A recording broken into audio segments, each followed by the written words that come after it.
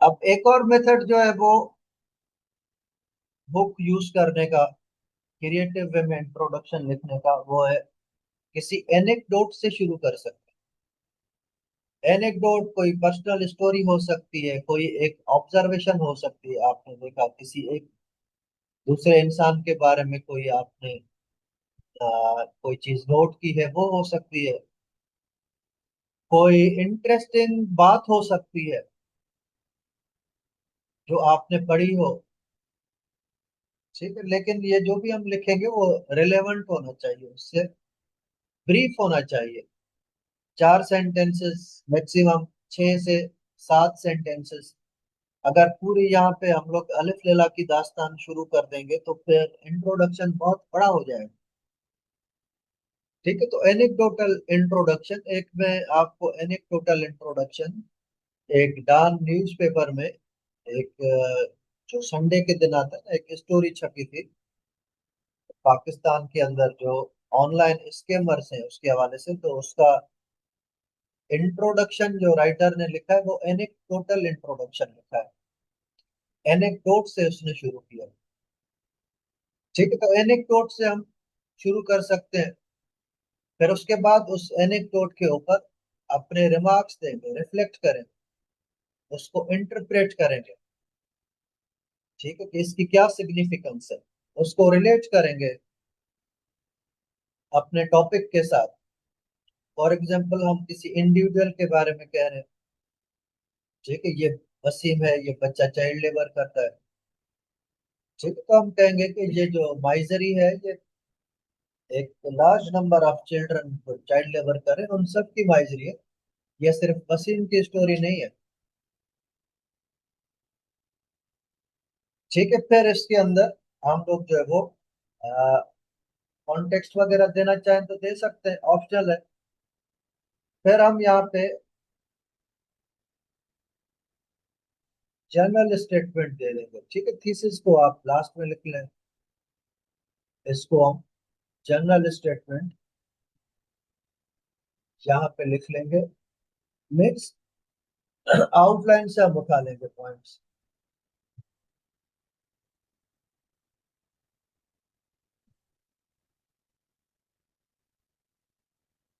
ठीक है, general statement लिखेंगे और उसके बाद थीसिस स्टेटमेंट लिखेंगे।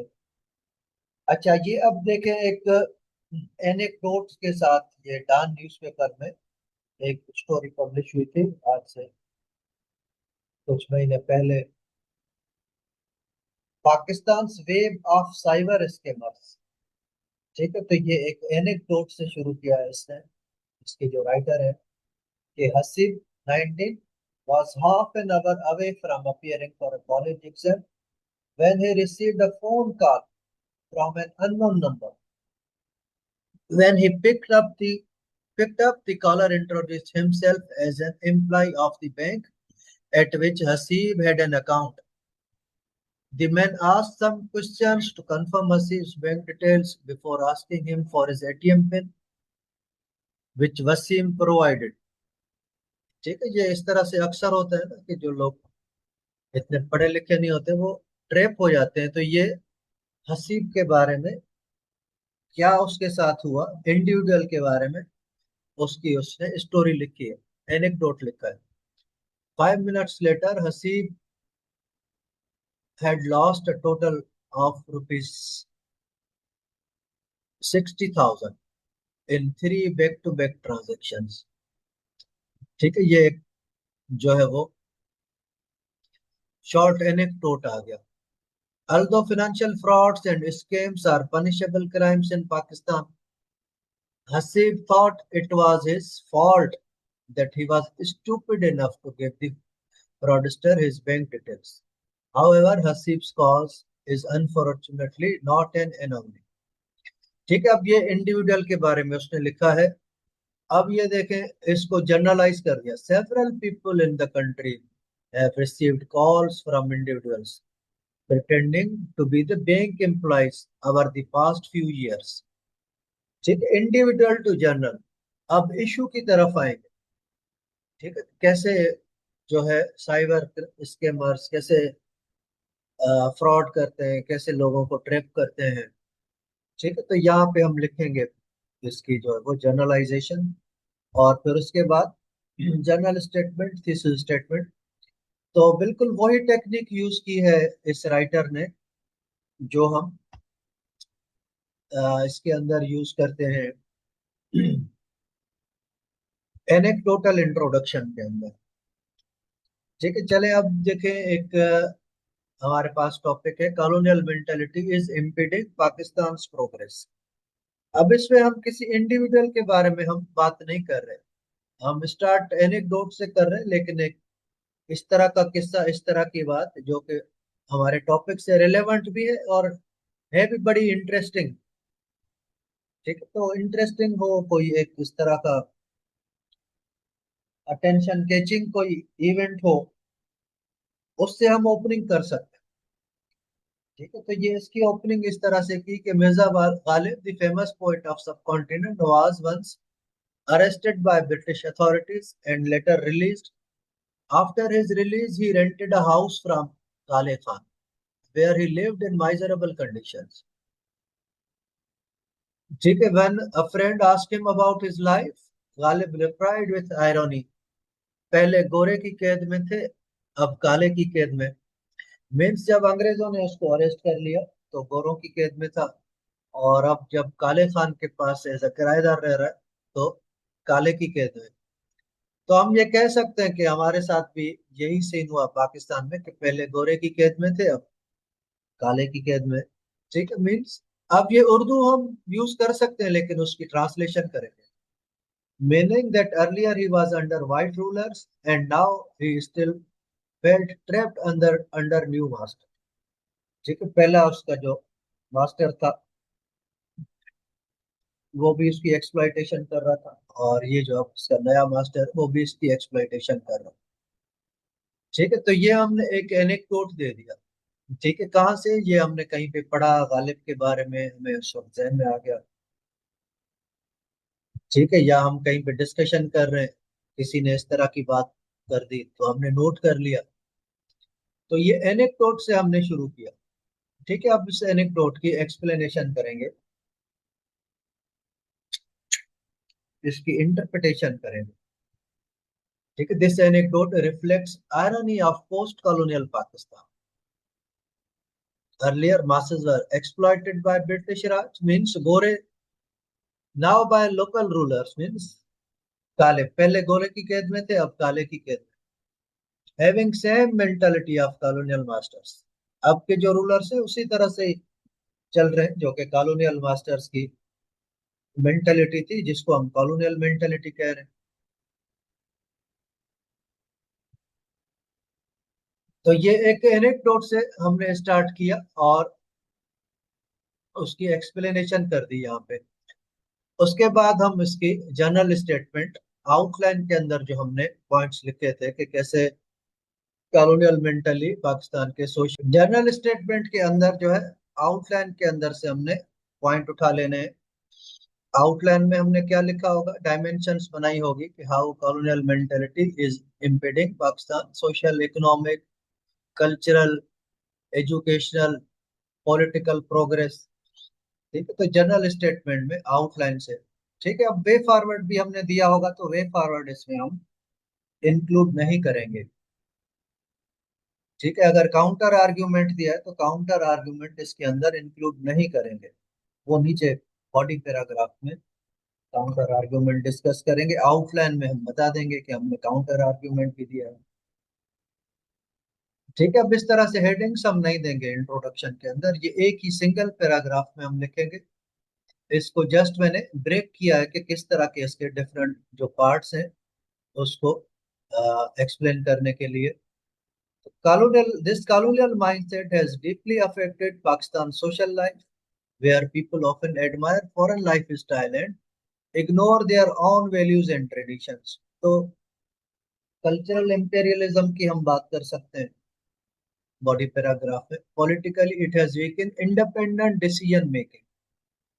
ठीक है, कॉलोनियल दौर में भी कॉलोनियल्स ये कहते थे कि ये अपने डिसीजंस नहीं ले सकते।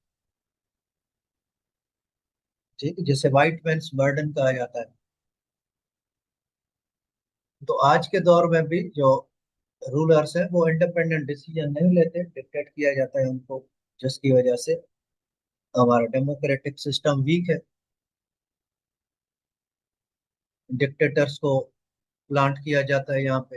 Economically it has created dependency on international aid and institutions rather than building strong self reliant system. Economic dependency है, ठीक है, कर्जे ले लेंगे बाहर से, आश्रय पे बैठे होंगे। ठीक है, तो कॉलोनियल मेंटेलिटी भी यही है कि ये डिपेंडेंट होंगे, ये रेशनल नहीं है इतने, ये सेल्फ सफिशिएंट नहीं है। Culturally it has reduce respect of native language. ठीक है, इसे लिंग्विस्टिक इंपेरियलिज्म कहा जाता है।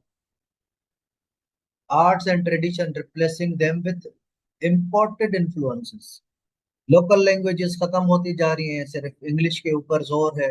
जैसे मिकाउले ने कहा था कि हमें इनकी लोकल लैंग्वेजेस सीखने की जरूरत नहीं है, इनमें से कुछ लोगों को आप इंग्लिश सिखा दो। ठीक है, तो वो ये मिकाउले वाला सिस्टम चल रहा है। As a result students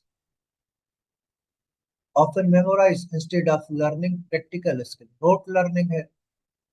This mindset also slows down innovation and research. इसकी वजह से ना कोई innovation हो पा रही है, ना research हो पा रही है। Overall, colonial mentality has made Pakistan dependent instead of self-sufficient in many areas of life. Therefore, it is a major barrier to country's social, political, economic, and cultural educational progress.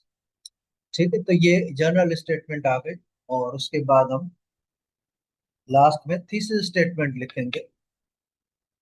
Overall, colonial mentality has made Pakistan dependent instead of self-sufficient in many areas of life. It is a major barrier to country's social, political, economic, and cultural and educational progress. ठीक है, तो ये पूरा structure हो गया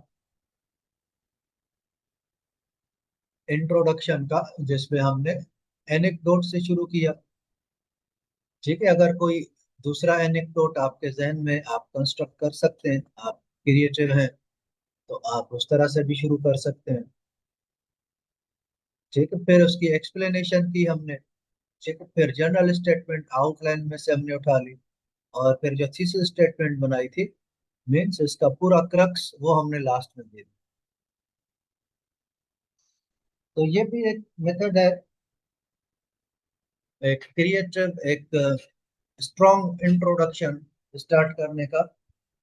अब इसमें आपने ख्याल ये करना कि जो एनेक्डोट होना चाहिए वो एक तो रिलेवेंट होना चाहिए एनेक्डोट,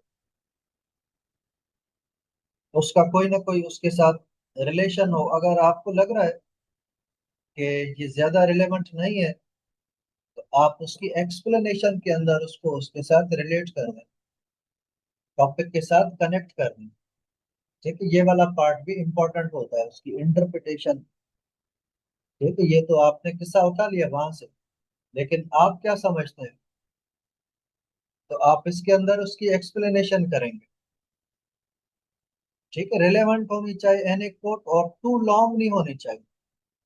कुछ स्टूडेंट्स लिख कर आते हैं 10-10, 12-12 सेंटेंसेस, 14 सेंटेंसेस, तो इंट्रोडक्शन बहुत बड़ा हो जाएगा, बहुत लॉन्ग हो जाएगा। तो फिर क्या होगा कि जो हमने उसका रेस्पॉन्स करना है वो डिलेड हो जाएगा। इसको कहते हैं डिलेड रेस्पॉन्स। हमने डिलेड रेस्पॉन्स से भी बचना है, हमने जितना जल्द अपने मेन टॉपिक की तरफ आए उतना बेहतर है। ठीक है, ये तो हमने ओपनिंग के लिए, अटेंशन कैच करने के लिए हमने ये एक एनेक्डोट दे दिया। ठीक है, ये फिर भी ऑप्शनल है, कंपलसरी भी नहीं है, लेकिन ये चीजें जनरल स्टेटमेंट और थीसिस स्टेटमेंट ये कंपलसरी है। इन दोनों चीजों को हम किसी भी सूरत में सेक्रीफाइस नहीं कर सकते। ठीक है, सिर्फ हम एनेक्डोट लिख कर आ जाए, बाकी ये चीजें ना डालें, तो भी इंट्रोडक्शन वीक हो जाएगा। ठीक है, तो ये एक ग्रेसफुल ओपनिंग के लिए ये हमने एक मेथड किया। अभी कोई आपका क्वेश्चन हो तो आप पूछ सकते हैं।